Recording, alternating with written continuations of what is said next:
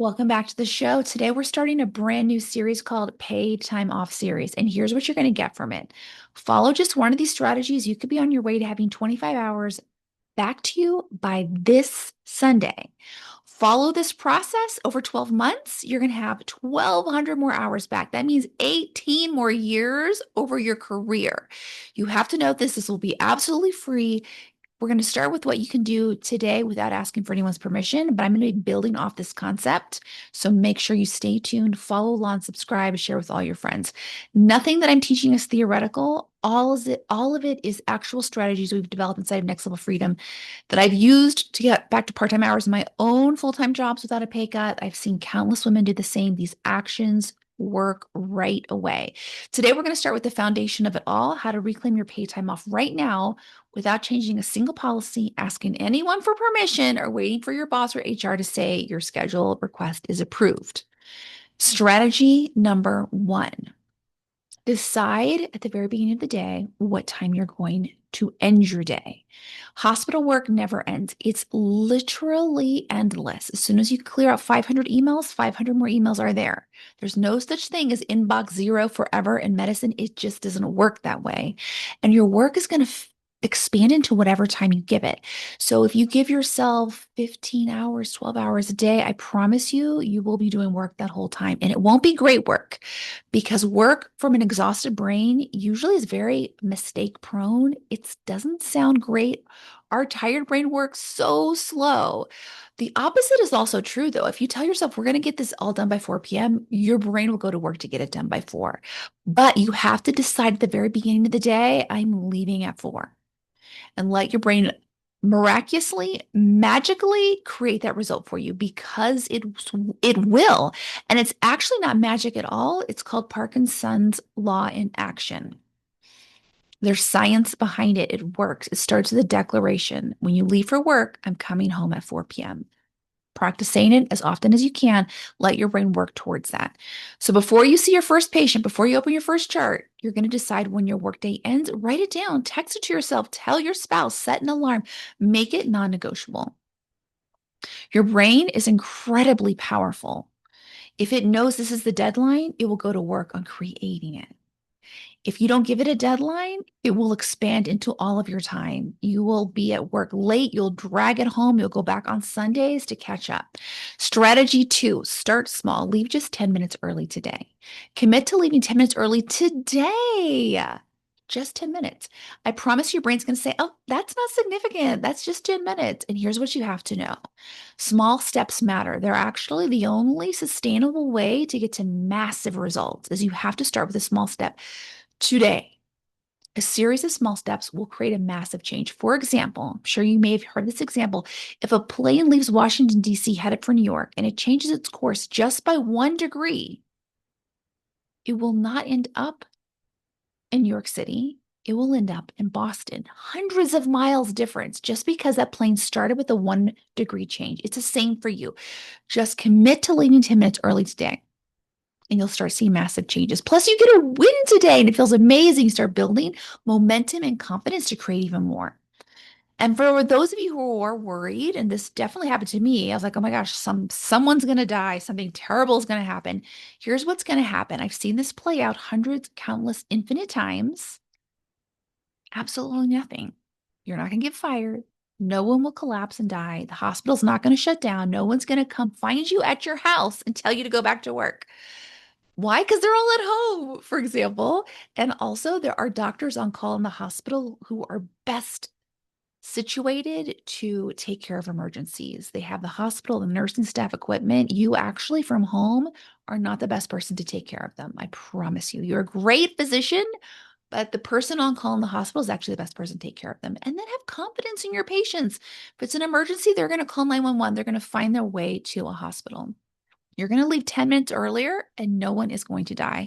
And you're teaching your brain that it's okay to start owning your schedule.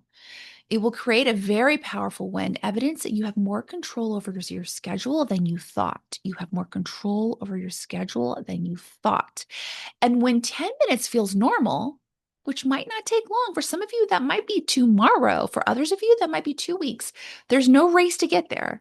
When 10 minutes feels normal, it's time for another stretch. Now leave 20 minutes early.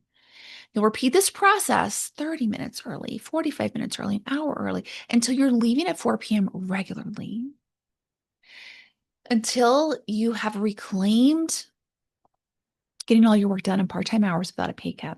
Now, you set the pace of how fast or slow this goes without any, and I encourage you, don't have any judgment on the process.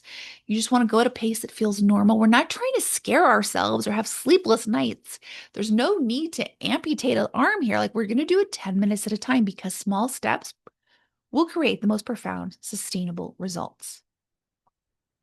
And before long, leaving at 4 p.m. is normal. You're not dragging work home. You're not coming in on Sunday. This is the power of leaving 10 minutes early. All of the small steps will compound to something massive. Next strategy number 2, expect when your end time comes, your brain is not going to want to go. And it's going to sound something like this. I just need 5 more minutes. I just need to do one more thing. This won't take that long. This will make tomorrow so much better, right? You hear that, that urgency, that pleading. It's sort of like when you're at the grocery store with your kids and like, please, can I just have this Hershey bar? Right? Can I please just buy this toy? This is hanging on right by the register. Can't you give me this gum? Right? It sounds so much like that. Just like you tell your kid, girl, no, we're not going to get 20 Hershey bars just because they're there. We have to start developing that loving, authoritative, disciplined voice for the part of our brain that wants to work 24/7.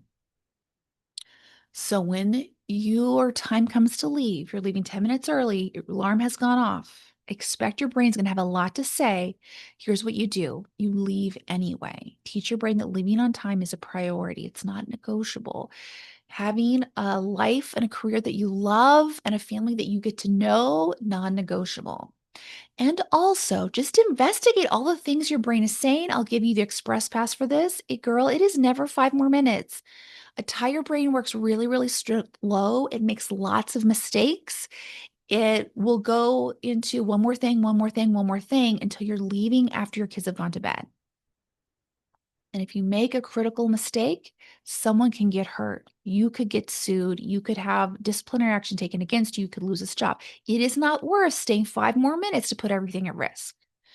Know that a tired brain always wants to work, and it is entirely reckless. So, to be the best doctor you can be, you want to get in the practice of leaving when you said you would. You'll be rested. You'll approach your work with the best mindset. You'll get better work done faster. You'll get along better with your colleagues. You'll have better patient encounters, better patient results. You will love your career and be present for your family. I don't know about you, but I'll just say side note here. When I was in medicine and I wasn't sleeping well and I was always working, I was not the easiest person to get along with. And anytime someone sent me a semi-spicy, salty email, I was like, "Ooh," totally offended and insulted. Like my emotions were all over the place because an exhausted mind is a scary place to be. So, how you can be the best doctor ever? Go home 10 minutes early today. Strategy 3, audit your calendar like your life depends on it. So, look at your schedule for tomorrow. Really look at it. What's on the schedule? Write it out because sometimes we don't even write it out, but our brain has a million things for us to do. And we just go to work and we don't question any of it. Instead, this is what I do for my clients. I'll do this for you is ruthlessly ask 2 questions. What can I drop entirely? Like nobody ever has to do it ever. Second one is what can I delegate, barter, or outsource? So I'll give you some examples.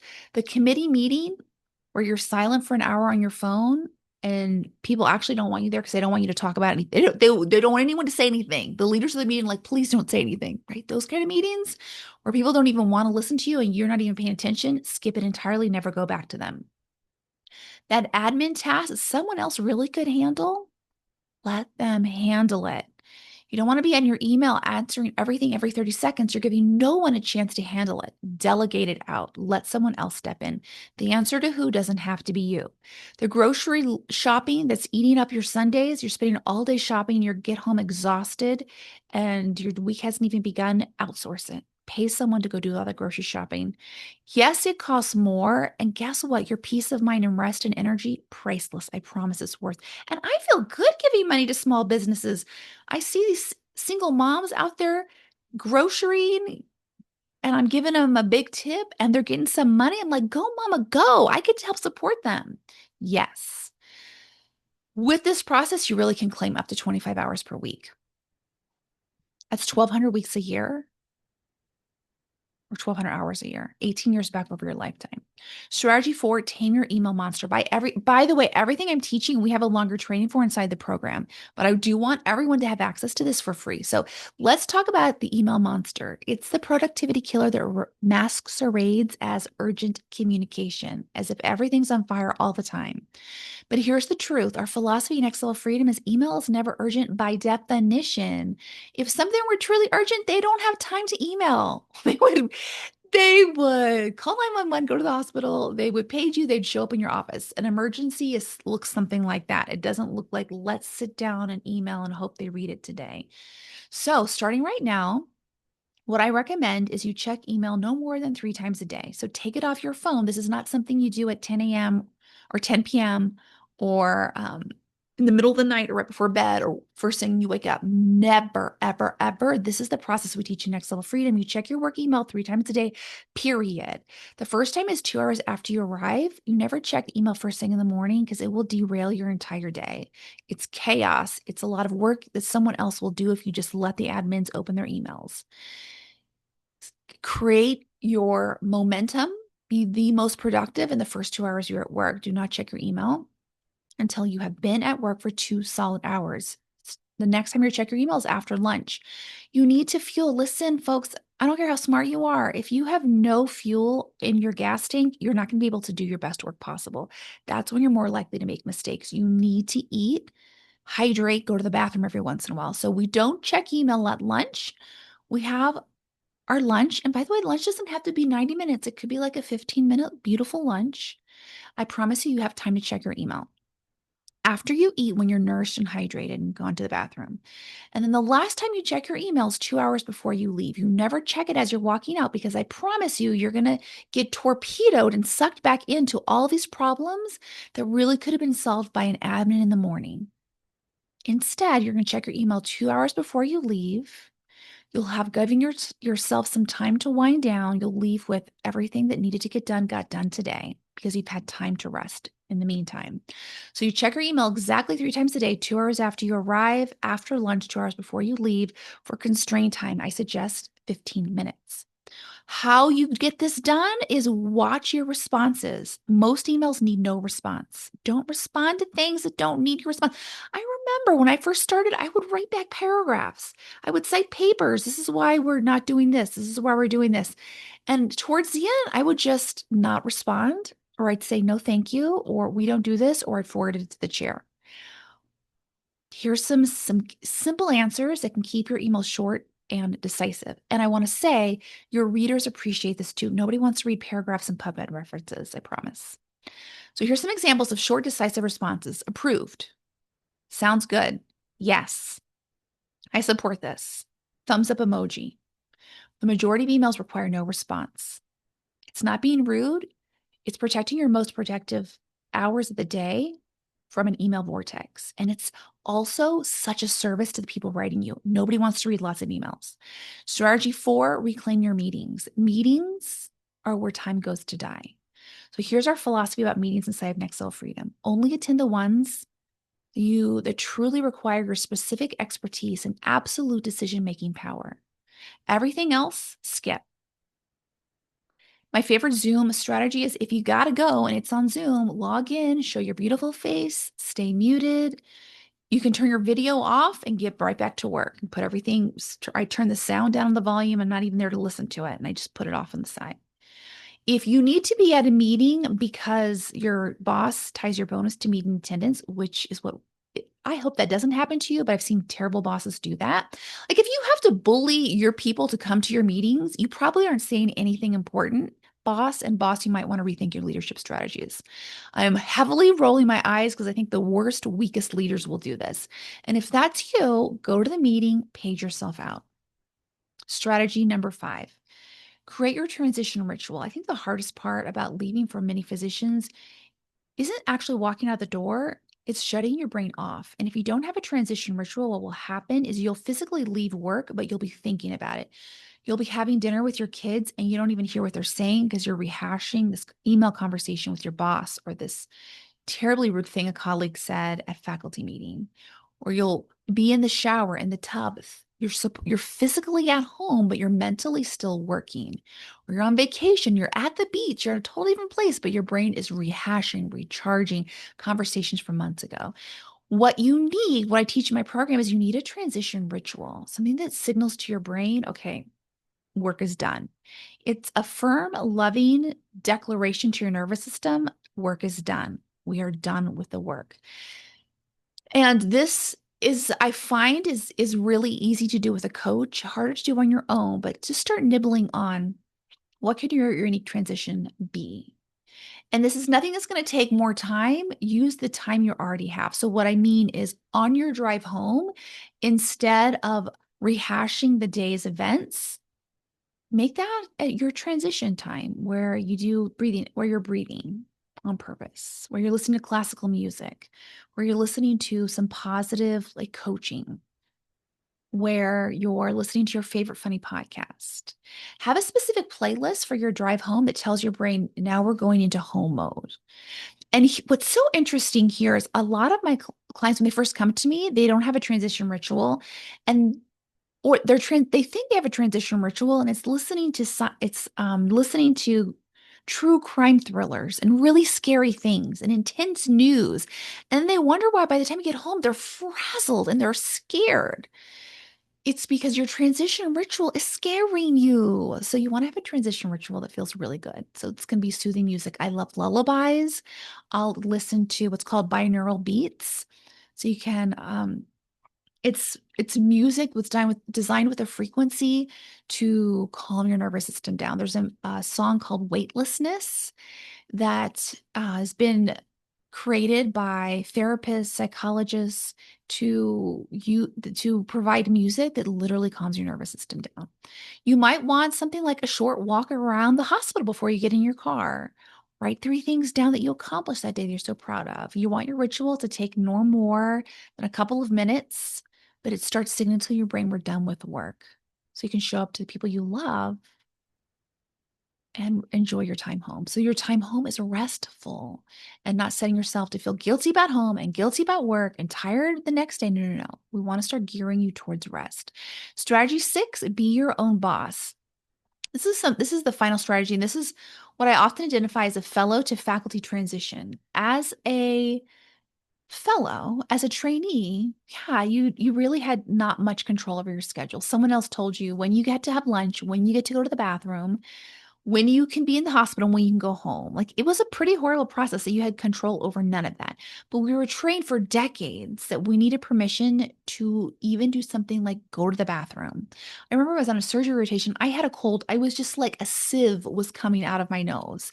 And someone was like, yeah, you can't go blow your nose. You have to stay there. Just let it run off your face.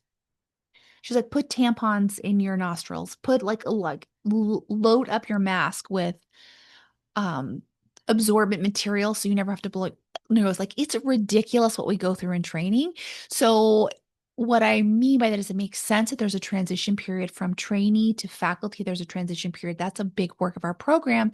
Here's what you want to know. Once you're faculty, you are the boss of your time. And I'll tell you, I even help residents and fellows have work-life balance as residents and fellows. So don't tune this out. If you're in training, you do have some control over your schedule. When you become faculty, you have a lot. Even if someone else is making the department schedule, you still decide what time do I roll in? When do I take my breaks? When do I leave? So part of the transition to going from fellow to faculty is I'm starting to give myself the permission slip. So consider this your official authorization. Be done at 3. When your work is done at 3, go home at 3. You don't need to sit around hoping that your boss doesn't see you leave or that everyone sees you by your office. No, no, no. If you're done at 3, leave at 3. Go to your child's important school performance without sneaking out. Attend your own dentist appointment without using PTO. You don't need to sneak out anymore. You don't need to make excuses. You're faculty. You are the boss of you. Start being a really good boss to you. Journal prompts for reflection. So take this, you want to take this work further? Here's what I would consider. Question one: if I gave myself full permission to be my own boss today, what time would I leave work today?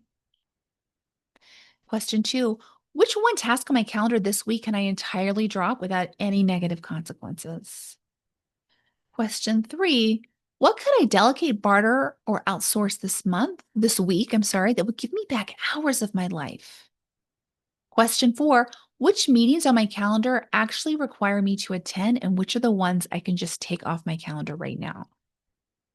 Question five: what simple ritual could help me mentally leave work so I can show up more present at home? To summarize, here's what I want to leave you with. You don't need your boss's permission to reclaim your time. You really don't. You are your own best boss now. You don't need to ask, you just need to do. Grant yourself permission. Permission granted. You don't need a policy change, a departmental meeting, a strongly worded email to HR. You don't need to wait for approval from anyone. You get to step into being the boss of your life starting today. And when you do, you'll start accumulating 25 hours a week back in your life this week. So pick just one strategy from what you heard today, just one. Maybe it's deciding to end your time tomorrow morning at the beginning of the day. Maybe it's leaving 10 minutes early today. Maybe it's skipping that pointless meeting on Thursday, but pick one thing and start there. These simple strategies compound into genuine time paid off. Inside Next Level Freedom, you'll see this transition happening in real time with physicians just like you. So, to summarize, here are strategies. Decide your end time before you see your first patient and then stick to it. Strategy two: leave 10 minutes earlier today. Just 10 minutes. Small steps are massive results. Strategy three: when your brain says, I just need 5 more minutes, it's at your quitting time. Don't listen to it. Leave anyway. You know, it's never just 5 minutes. Strategy four: audit tomorrow's calendar and ask yourself, what of this can I drop? What can I delegate? You can reclaim up to 25 hours a week with this. Strategy five: check your email just 3 times a day max. No, most emails don't have a response. Your first email check 2 hours after you arrive, the next after lunch, and the last time will be 2 hours before you leave. Strategy six: you are faculty now. You are the boss of your time. You no longer need to ask permission for basic human needs. You are now in the process of authorizing permission for yourself. If you're ready to stop working yourself to exhaustion and start reclaiming 25 hours of your week back starting this week, Next Level Freedom is the place for you. Book a free sales call below right now.